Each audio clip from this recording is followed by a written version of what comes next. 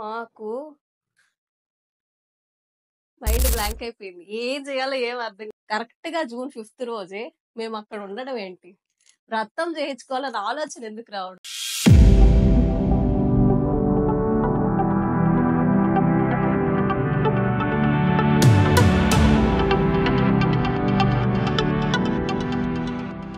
వీడియోని తప్పకుండా లాస్ట్ వరకు చూడండి. లాస్ట్ వరకు చూసి మాత్రం మనసుకి ఏమనిపించిందో తప్పకుండా కామెంట్ అయితే చేసి చెప్పండి.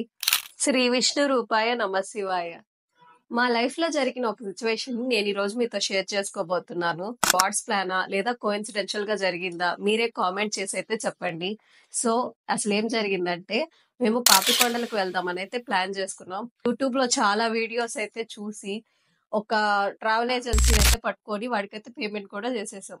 కానీ అదే టైంలో ఒడిశా ట్రైన్ యాక్సిడెంట్ అయితే జరిగింది. కాబట్టి మాకు అసలు ట్రైన్ టికెట్స్ కానీ బస్ టికెట్స్ కానీ ఎంత ట్రై చేసినా దొరకలేదు. ఎలాగోలా వెళ్లాల్సిందే, పేమెంట్ కూడా చేసేసామని చెప్పి మేమైతే ఇంకా జనరల్ లోనే టికెట్ తీసుకొని ఎక్కేసాం. మా టైం బాగుండి మాకు సీట్ కూడా దొరికింది. ఓకే, అంతా బాగుంది, బయలుదేరిపోయాం. కరెక్ట్ గా విజయవాడ దగ్గరికి వెళ్ళాం. ఆ టైం కి మాకు వాళ్ళు కాల్ చేశారు. ఎప్పుడు మిడ్-నైట్ 12 కి కాల్ చేసి ఇక్కడ వానలు తుఫాన్లు వస్తున్నాయి, ఇక్కడ కుదరట్లేదు బోట్ తీయడానికి, మీరు రావద్దు, మొత్తం క్యాన్సిల్ చేసేసాం బోట్స్ అన్ని, ట్రిప్ రన్ అవ్వట్లేదు, కావాలంటే మీ అమౌంట్ మీకు తిరిగి ఇచ్చేస్తాం అని అయితే చెప్పారు. అరే ఇప్పుడు ఏం చెయ్యాలి? అసలు ఇంత దూరం వచ్చేసాం కదా, విజయవాడలో ఉన్నాము, నెల్లూరు నుంచి విజయవాడకి వచ్చేసాం, అది కూడా మిడ్-నైట్ 12 ఏం చేయాలో మాకేం అర్థం కాదు. సరే ట్రైన్ అయితే దిగేద్దాం, దిగి తర్వాత ఆలోచించుకుందాం ఏం చేద్దాము అని అయితే దిగేసాము. ఎక్కడికి వెళ్ళాలో అర్థం కావట్లా. విజయవాడలో ఉండి అమ్మవారిని దర్శనం చేసుకోవాలా లేదా రాజమండ్రికే వెళ్ళి మళ్ళీ పాప్కార్న్లో ట్రిప్కే వెళ్దామా అంటే వాళ్ళేమో ట్రిప్ రన్ అవ్వట్లేదు అని చెప్పారు. ఆ టైంలో ఇంకెవరికైనా కాల్ చేద్దామా అంటే అది మిడ్-నైట్ 12 అవుతుంది. ఇంకా సరే అని చెప్పి ట్రైన్ కోసం చూసాం. రష్ ఎలా ఉందంటే మొత్తం జనాలు ఇలా ప్యాక్ అయిపోయి కనీసం అడుగు పెట్టడానికి కూడా ప్లేస్ లేదు. రిటర్న్ నెల్లూరుకి వద్దామన్నా కూడా ఇంకేం చేయాలో తెలియక ట్రైన్ కష్టం అని ఫిక్స్ అయిపోయి ఇంకా బస్ ఎక్కైతే బస్ స్టాండ్కి అయితే వెళ్ళాం. ఒక్కటంటే ఒక్క బస్సులో కూడా సీటే దొరకలా. లాస్ట్కి మేము అస్సలు ప్లాన్ చేసుకోని విధంగా అన్నవరంకి వెళ్ళడానికి కేవలం 2 బస్ టికెట్లు అయితే దొరికాయి. నేను నా హస్బెండ్ వెళ్ళున్నాము. ఇంకా సరే ఇంకెక్కడికి వెళ్ళాలో అర్థం కాక ఎప్పటి నుంచో అన్నవరం వెళ్దాం అనుకుంటున్నాం కదా అని చెప్పి బస్ అయితే ఎక్కాం. ఇష్టం లేకుండానే ఎక్కాం. నెక్స్ట్ డే మార్నింగ్ అన్నవరంలో దిగేసాం, స్నానం చేసాం, రెడీ అయిపోయాము, దర్శనానికి వెళ్ళాం. తీరా టైంలో అందరూ సత్యనారాయణ వ్రతం గురించి మాట్లాడుకుంటున్నారు. సో సరే ఇంత దూరం వచ్చాం కదా, మనం కూడా వ్రతం చేయించుకుందామా అని చెప్పి ఇంకా వ్రతానికి వెళ్ళి కూర్చున్నాము. చాలా అంటే చాలా బాగా వ్రతం అయింది. మళ్ళీ నెక్స్ట్ టైం కూడా దర్శనానికి వెళ్ళి చాలా ప్రశాంతంగా దర్శనం చేసుకున్నాం. ఇక్కడ ట్విస్ట్ ఏముంది, గాడ్స్ ప్లాన్ ఏముంది, ఏదో మీకు ఇంకా సీట్లు దొరక్క టికెట్లు దొరక్క వాడు క్యాన్సిల్ చేయబట్టి మీరు వెళ్ళారనుకుంటున్నారు కదా. సో ఇప్పుడు నేను మీకు ట్విస్ట్ చెప్తా.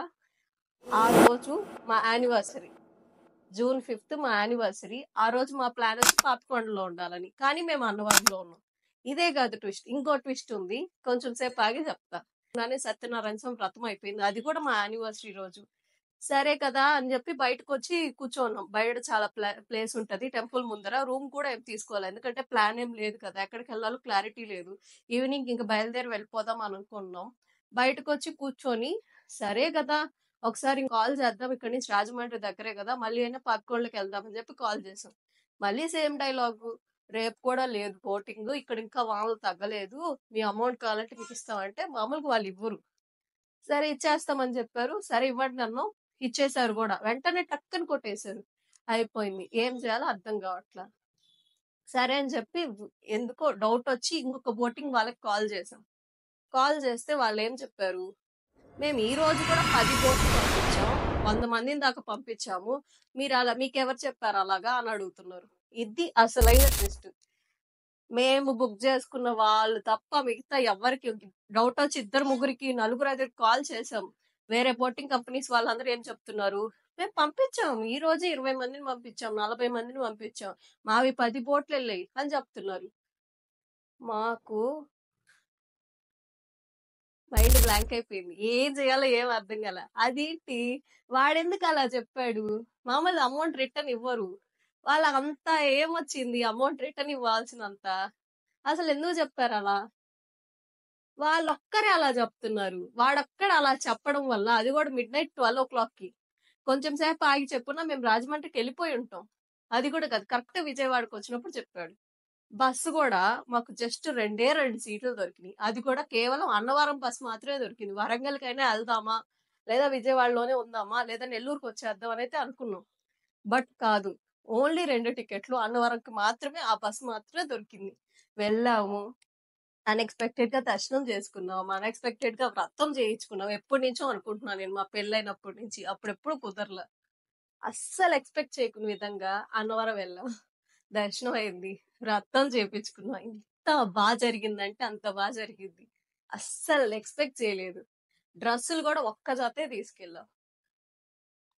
అర్థం గాని విషయం. ఇప్పటిదాకా నాకు అర్థం కావట్లా. అది మా యానివర్సరీ రోజు కరెక్ట్‌గా పెళ్లి రోజు సత్యనారాయణ స్వామి వ్రతం చేయించుకోవాలనుకుంటారు. అది ఆ రోజు కరెక్ట్‌గా జూన్ 5 రోజే మేమక్కడ ఉండడం ఏంటి? వ్రతం చేయించుకోవాలన్న ఆలోచన ఎందుకు రావడం? వ్రతం చేయించుకున్నాం. అన్నీ అయిపోయినాయి. తీరా ఫోన్ చేస్తే వాళ్ళు మాత్రం వాళ్ళు తప్ప మిగతా అందరూ బోటింగ్ ఉంది అని చెప్తున్నారు. నెక్స్ట్ డే నిజంగానే బోటింగ్‌కి వెళ్ళాము. హ్యాపీగా పాపికొండలు ట్రిప్పు ఎంజాయ్ చేసాం. ఇప్పటికి అర్థం గాని అస్సలు అర్థం కాని విషయం ఏంటంటే ఎలా? హౌ? అది కోయిన్సిడెన్షియల్‌గా జరిగిందా? వాడు చెప్పిన ఒక అబద్ధం వల్ల మేము అక్కడికెళ్ళి తేలాం. ఇంత కూడా ప్లాన్ లేదు. ఆయన ప్లానా? ఆయనే అది పనిగా రప్పించుకున్నాడా? మాకైతే అస్సలు తెలీదు. ఇప్పటికి నాకు అర్థం గాని విషయం అది.